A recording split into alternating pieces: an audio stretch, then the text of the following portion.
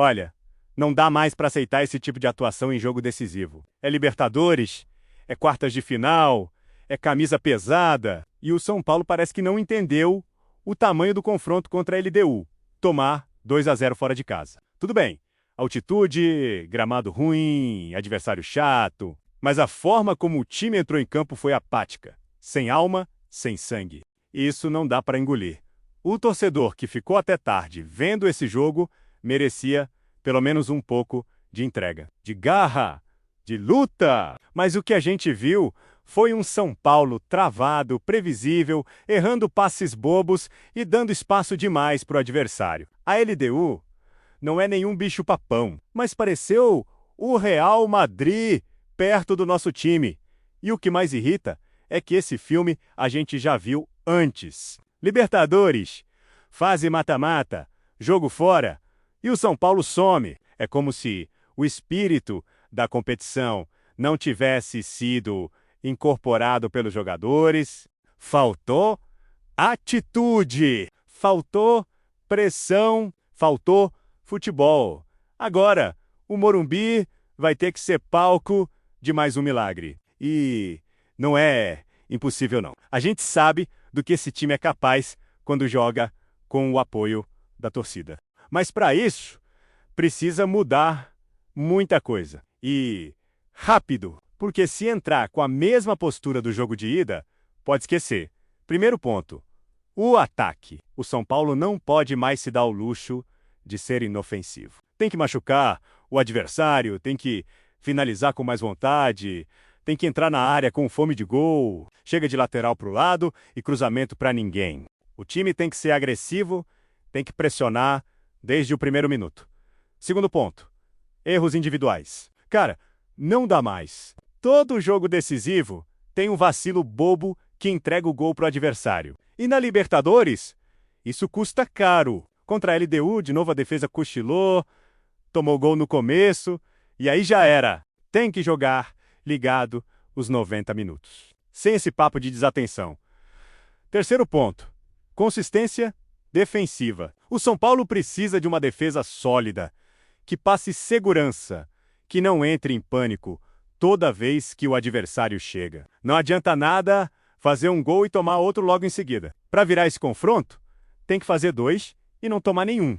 Simples assim.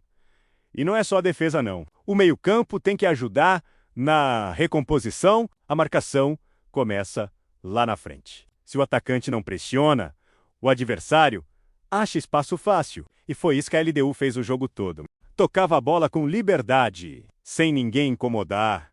Inaceitável. O torcedor está cansado de ver o São Paulo morrer na praia. Chega, a camisa pesa. A história manda respeitar. E o elenco tem qualidade, sim. O problema é que falta entrega coletiva. Parece que cada um está jogando o seu jogo, não o jogo do time. Tem que mudar essa mentalidade. A torcida vai lotar o Morumbi. Pode apostar, vai empurrar, vai cantar, vai acreditar até o último segundo. Mas o time tem que corresponder. Não adianta fazer o caldeirão ferver se os jogadores não estão dispostos a colocar o pé em todas as divididas. E não adianta vir com um discurso depois do jogo. Sabemos o que erramos. Vamos corrigir. Já ouvimos isso 1000 vezes. Agora é hora de mostrar dentro de campo. Com bola, com raça, com atitude. Porque senão é mais uma eliminação na conta. A LDU é um time experiente, mas não é imbatível. A gente já viu times muito piores do que o atual São Paulo eliminarem adversários mais fortes. Só que precisa de coragem. Precisa de um plano de jogo claro e precisa de execução perfeita. Rogério Ceni, ou quem estiver no comando, tem que acertar essa equipe taticamente. A escalação tem que ser certeira. Não dá para inventar, não dá para errar substituição. É o jogo do ano. Talvez o jogo da temporada, e a margem para erro é 0.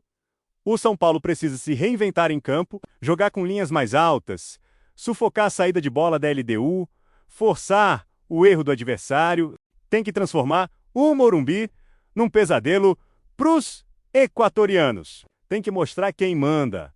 E, sinceramente, tem que ser com jogadores mais comprometidos. Não importa nome, não importa salário. Se não está entregando, banco. Esse é o momento de quem tem sangue tricolor assumir a bronca. Não dá mais para passar pano. A preparação essa semana tem que ser obsessiva. Treinar finalização até cansar. Ensaiar jogadas. Simular pressão, porque o jogo vai exigir tudo.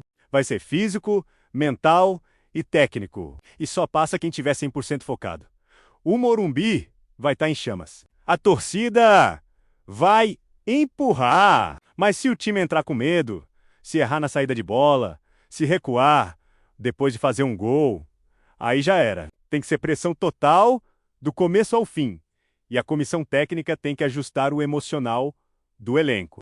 Esses caras têm que entender que estão vestindo o São Paulo. Um clube gigante, uma camisa que já levantou 3 Libertadores. E não pode se apequenar diante de um confronto desse. A base da virada começa na confiança. Os jogadores precisam acreditar que é possível, porque 2-0 no Morumbi não é nenhum absurdo, ainda mais se fizer um gol no começo. Aí o cenário muda.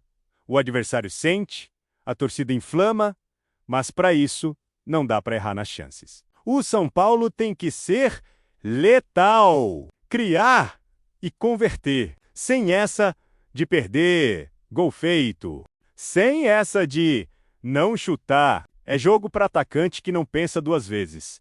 E falando em atacante, está na hora dos nossos nomes de frente assumir a responsabilidade. Nomes como Caleri, Luciano, quem for escalado. Esse é o tipo de jogo que separa os grandes dos medianos.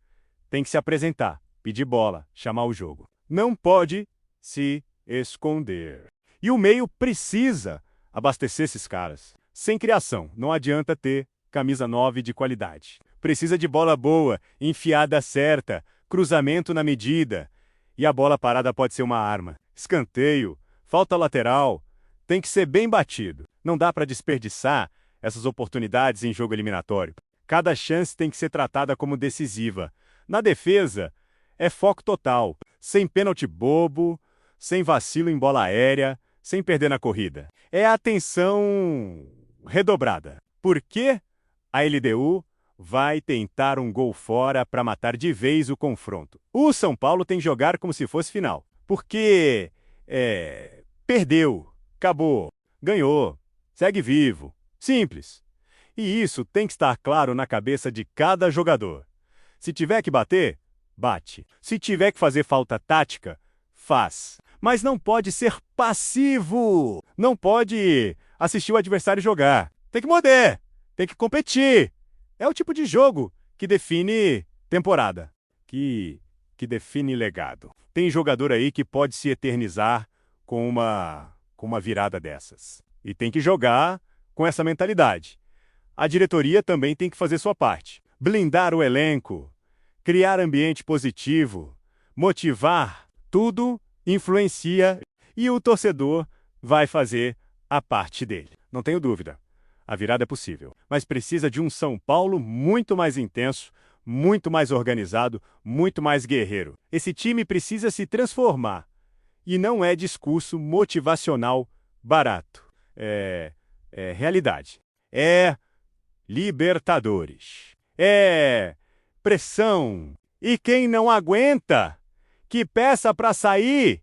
Chega de ser coadjuvante. Chega de cair fora em mata-mata. O São Paulo precisa voltar a ser protagonista. E essa é a chance a LDU. Que se prepare. Porque o Morumbi vai rugir. E se o time entrar com a mesma intensidade, a gente vira. A gente passa, a gente segue vivo. É um momento de redenção. É o jogo da superação. E se esse elenco quiser, tem tudo para reescrever essa história.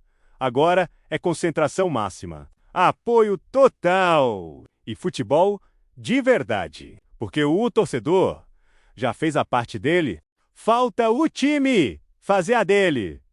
Vamos, São Paulo! Ora, de mostrar quem é gigante de verdade.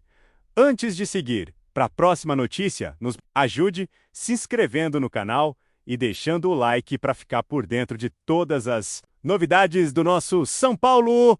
Agora vamos para a notícia. Torcedor são paulino, que é São Paulino de verdade, sabe? Quando a notícia parece absurda demais para ser verdade. É aí que a esperança acende mais forte no coração. E foi exatamente esse o sentimento que tomou conta da torcida tricolor nas últimas horas. Após os boatos de que Leroy Sané, sim, o craque alemão com passagens por Manchester City e Bayern de Munique, teria desembarcado em solo brasileiro para acertar com o São Paulo Futebol Clube. O aeroporto de Guarulhos nunca foi palco de algo tão surreal quanto o que se viu nesta manhã. Poucos passageiros reconheceram, mas os mais atentos afirmam com todas as letras: era Sané. E ele vinha acompanhado de empresários e pessoas ligadas ao staff do tricolor.